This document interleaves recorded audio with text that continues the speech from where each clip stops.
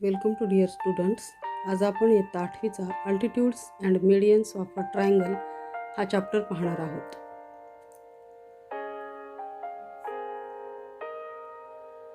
याच्या सुरुवातीला इयत्ता 7वीमध्ये झालेला जो भाग आहे तो रिवाईज करणं खूप आवश्यक आहे, कारण त्याशिवाय आपले हे कन्सेप्ट क्लिअर होणार नाहीत.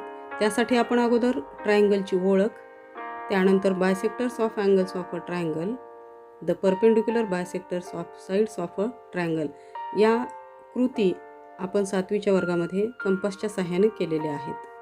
हा त्रिकोण ABC तुम्हाला माहीत आहे, या त्रिकोणामध्ये ABC हे त्याचे शिरोबिंदू आहेत, ज्यांना आपण ABC are the vertices of a triangle म्हणतो.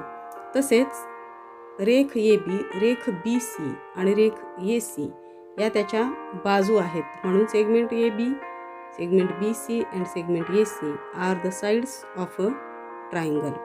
ही झाली त्रिकोणाची ओळख. यामध्ये अजून एक गोष्ट तुम्हाला कळणं आवश्यक आहे की A शिरोबिंदूच्या समोरची बाजू BC आहे, Bच्या समोरची AC आणि Cच्या समोरची बाजू AB. याला आपण इंग्रजीमध्ये अपोजिट साइड्स असंही म्हणतो. यानंतर आपल्याला पाहायचंय याच्यातली 7वीच्या वर्गामध्ये घेतलेली जी रचना आहे आपण angle bisectors of a triangle म्हणजेच त्रिकोणाचे कोन दुभाजक. या त्रिकोणाचा कोन A, कोन B आणि कोन C या कोणाचे आपण कोन दुभाजक काढलेले आहेत. या कोन दुभाजक म्हणजे या कोणाचे तो समान भाग करतो. आणि या आकृतीवरून तुमच्या लक्षात येईल की ही अशी आकृती तुम्ही 7वीला काढलेली आहे आणि तिन्ही त्याचे कोन दुभाजक इथं एकत्र येतात, ज्याला आपण कॉन्करंट आहेत असं म्हणतो. म्हणून angle bisectors of a triangle are concurrent. आणि याचा जो पॉईंट ऑफ कॉन्करन्स असतो त्याला आपण इन सेंटर म्हणतो, कारण या केंद्रातून बाजूवर लंब टाकला तर आपल्याला आंतरवर्तुळाचं काढता येतं, म्हणजेच इन सर्कल काढता येतं. त्यानंतर दुसरी रचना देखील आपण केलेली आहे, the perpendicular bisectors of sides of a triangle.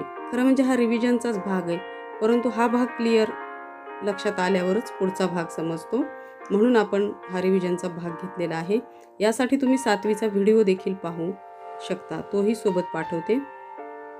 त्रिकोण ABC या प्रत्येक बाजूचा, बाजू BD त्याचा हा आपण परपेंडिक्युलर बायसेक्टर काढून घेतलेला आहे. हा परपेंडिक्युलर बायसेक्टर म्हणजे हा या बाजूला परपेंडिक्युलर आहे आणि बाजूचे दोन समान भाग करतो. असे हे परपेंडिक्युलर बायसेक्टर्स जे आहेत ते देखील कॉन्करंट आहेत आणि याला आपण सर्कम सेंटर असं म्हणतो. C न दाखवतो आपण याला. दिस इज डिनोटेड बाय C. आणि याच्या जर समजा तुम्ही या C ला सेंटर गृहीत धरलं आणि तिथून A, D आणि B हे सगळे अंतर CD, CA आणि CB हे इक्वल असतात आणि म्हणून तुम्हाला याचं सर्कम सर्कल काढता येतं, म्हणून याला सर्कम सेंटर असं म्हटलेलं आहे बिंदू C ला. म्हणून C is circum centre of a triangle. आता आपल्याला या ठिकाणी महत्त्वाचा भाग पाहायचा आहे, तो या वर्गामध्ये पाहणार आहोत आपण, तो अल्टिट्यूड. आता अल्टिट्यूड म्हणजे काय आहे हे आपण प्रथम पाहूया. की अल्टिट्यूड म्हणजे असं सेगमेंट आहे की the perpendicular segment drawn from a vertex of a triangle on the side opposite to it is called altitude of a triangle. अल्टिट्यूडलाच आपण शिरोलंब देखील मराठीमध्ये शिरोलंब म्हणतो. शिरोलंब किंवा अल्टिट्यूड म्हणजे काय आहे, तर त्रिकोणाचे हे जे बिंदू आहेत, समजा आता PQR हा आपला त्रिकोण आहे, तर बिंदू P वरून त्याची समोरची जी बाजू आहे, बाजू QR या बाजूवर काढलेला लंब म्हणजेच त्याचा तो शिरोलंब आहे. या आकृतीमध्ये तुम्हाला हा आपण काढलेला PA हा त्याचा शिरोलंब आहे, बाजू PR त्याच्यावरती काढलेला हा QB शिरोलंब आहे, त्यानंतर बाजू PQ त्याच्यावरती काढलेला हा RO. तुमच्या एक गोष्ट लक्षात आली असेल की इथं काढलेले हे जे शिरोलंब आहेत हे सर्व जिथं एकत्र आलेले आहेत त्याला O असं नाव दिलं आहे आपण, आणि हा आहे त्याचा ऑर्थो सेंटर. आता हा जो आकृतीत घेतलेला ट्रायंगल आहे हा ऑब्ट्यूज अँगल ट्रायंगल आहे. तर याचा जो ऑर्थो सेंटर आपल्याला मिळतो तर तो हा या त्रिकोणाच्या बाहेर आहे. हे आपण पुढे रचनेमध्ये हा भाग अजून क्लिअर करून घेणार आहोत.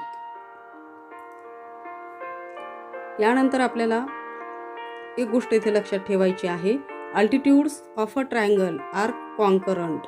तिन्ही अल्टिट्यूड्स जे आपण काढलेले आहेत ते सर्व कॉन्करंट असतात, एक संपात असतात. आणि the point of concurrence is called ortho centre which is denoted by वो.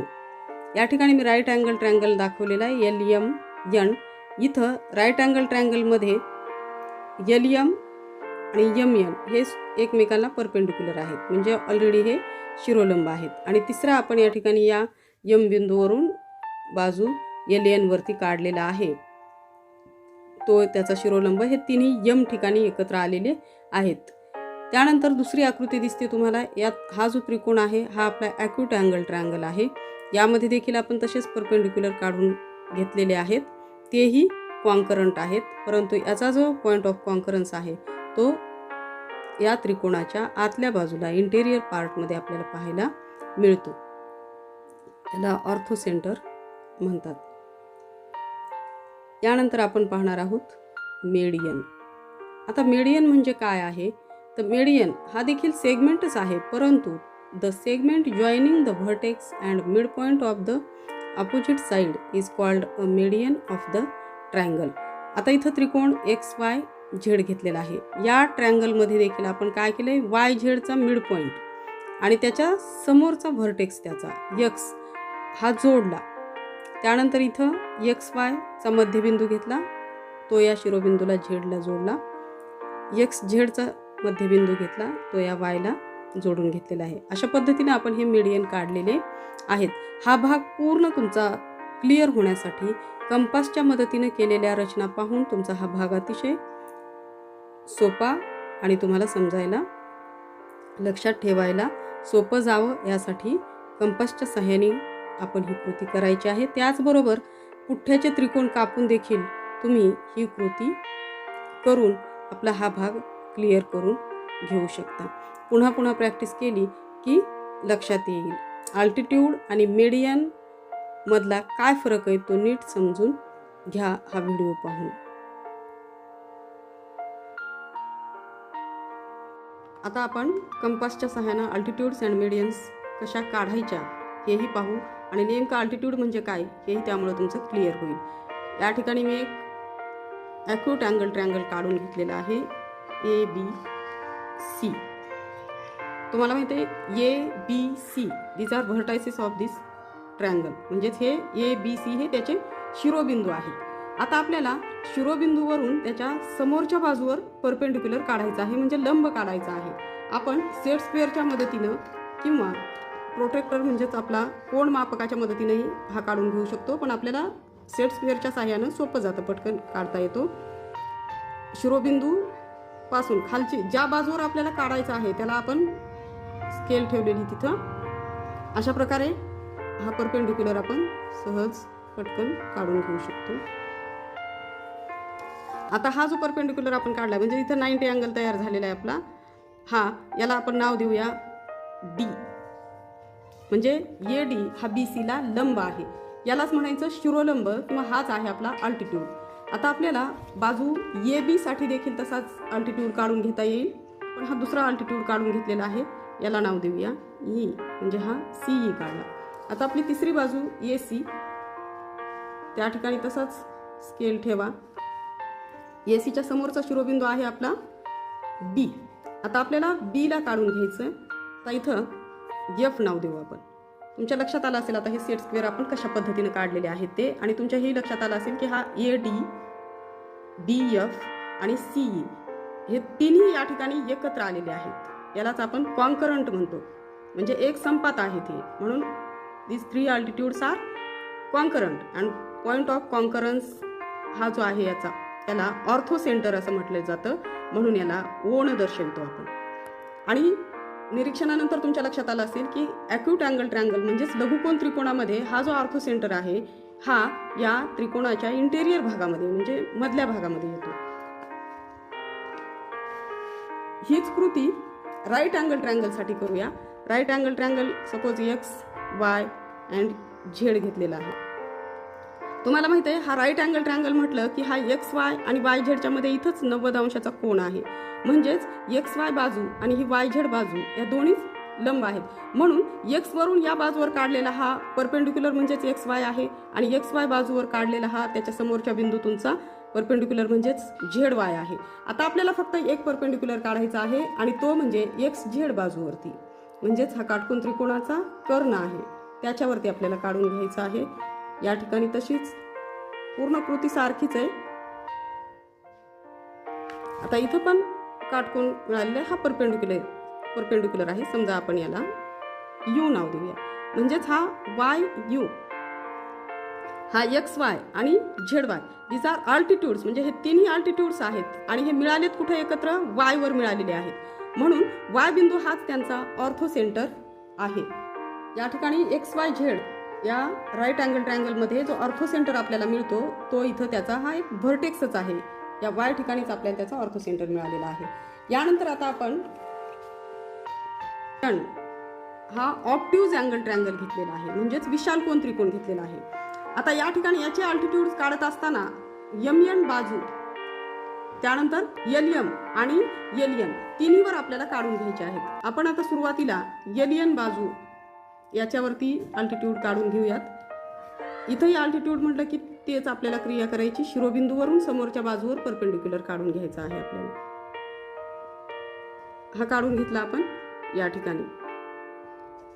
याला आपण समजा ए नाव देऊया, एम ए. आता इथं मात्र ह्या बाजूवर काढत असताना तुम्ही असा जर प्रयत्न केला तर हा इथं परपेंडिक्युलर तुम्हाला घेता येत नाही. पण यासाठी आपल्याला एक पुन्हा थोडीशी कृती करायची.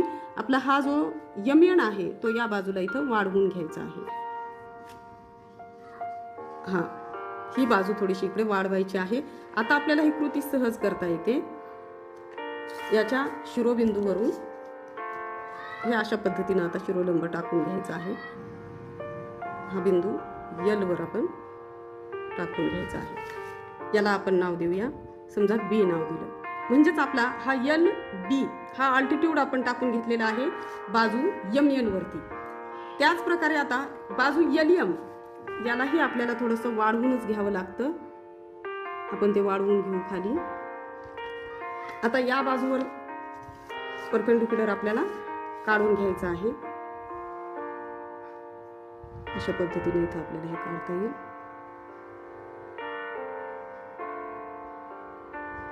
या पद्धतीने म्हणजे आपला हा इथं परपेंडिक्युलर आपण काढून घेतलेला आहे. समजा याला एन सी नाव देऊ आपण.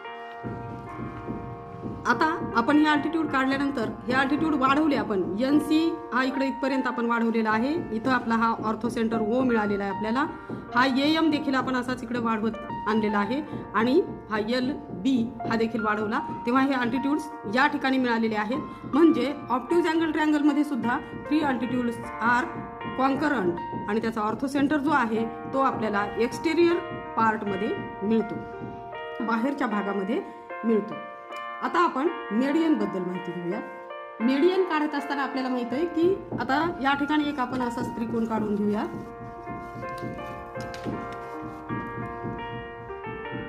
कुठल्याही प्रकारचा एक त्रिकोण आपण काढून घेऊ. आता आपण त्रिकोण पी क्यू आर हा काढलेला आहे. आता मेडियनची डेफिनेशन आपण पाहिलेली आहे की या ठिकाणी आपल्याला सर्वात महत्त्वाचं म्हणजे ज्या बाजूवर आपल्याला मेडियन काढायचे आहे त्या बाजूचा मध्यबिंदू आपल्याला माहित पाहिजे. समजा क्यू आर बाजू आहे, या क्यू आर बाजूचा आपल्याला मध्यबिंदू काढायचा आहे. आपण हा मध्यबिंदू क्यू आर रेषाखंडाचा दुभाजक काढण्याची जी क्रिया आहे त्या क्रियेच्या सहाय्याने आपण याचा मध्यबिंदू मिळवू शकतो. क्यू आर एवढं अंतर आपण घेतलेलं आहे कंपासामध्ये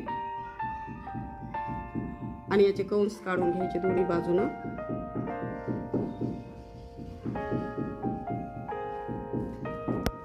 तुम्हाला हा भाग 7वीला झालेला आहे कशा पद्धतीने काढायचं हे.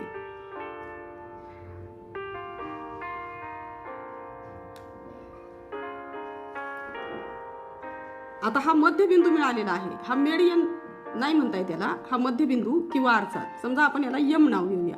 आता यम हा मध्यबिंदू आहे, त्याच्या समोरचा हा जो पी आहे या पी बिंदूला आपल्याला याला जोडून घ्यायचं आहे.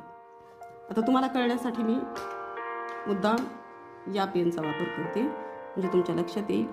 हा शिरोबिंदू आणि हा मध्यबिंदू यांना जोडणारा हा जो रेषाखंड आहे त्याला आपण मेडियन म्हणतो. अशाच पद्धतीने आपण इतर बाजूंचे देखील काढून घेता येतील आपल्याला. PR सर्वात महत्त्वाचं म्हणजे इथं लक्षात ठेवा की या PR चा मध्यबिंदू अगोदर तुम्हाला शोधून घ्यायचा आहे. या ठिकाणी हा मध्यबिंदू मिळाला आपल्याला. आता हा जो मध्यबिंदू आहे हा या समोरच्या बाजूला आपल्याला जोडून घ्यायचा आहे. म्हणजे PR चा मध्यबिंदू आणि PR बाजूच्या समोरचा जो शिरोबिंदू आहे Q हा जोडून घ्या. या ठिकाणी आपण याला N नाव देऊया. म्हणजे QN ही झाली त्याची मध्यगात व त्याची मेडियन. त्याच पद्धतीने आपण PQ या बाजूचं देखील मध्यबिंदू अगोदर शोधून घ्यायचा आहे आपल्याला. कंपासच्या सहाय्याने कृती केल्यास तुमचे हे कन्सेप्ट अगदी क्लिअर होतात, नेमका मध्यबिंदू काय आहे. त्याचबरोबर आणखी एक सोपी क्रिया आहे. तुम्ही वेगवेगळे पुठ्ठ्याचे त्रिकोण कापून त्याच्यावर घड्या पाडून देखील हे कन्सेप्ट क्लिअर करून घेऊ शकता. तशी ॲक्टिव्हिटी म्हणून तुम्ही करून पहा.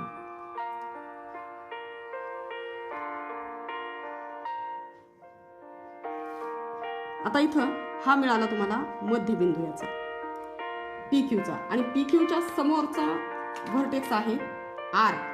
आता तुम्हाला हा R बिंदू आणि या ठिकाणी आपण याला MNO नाव देऊ किंवा आणखी D नाव देऊयात आपण याला. म्हणजे आता तुम्हाला RD हा जोडून घ्यायचा आहे. R तुमच्या लक्षात आला असेल इथं सुद्धा आपण हे जे मध्यगा काढलेले आहेत PM, RD आणि QN या देखील इथं कॉन्करंट आलेले आहेत. हा कॉन्करंट बिंदू आहे याचा. या पॉइंट ऑफ कॉन्करन्सला G हे नाव देतात आणि सेंट्रॉइड असं त्याला म्हटलं जातं.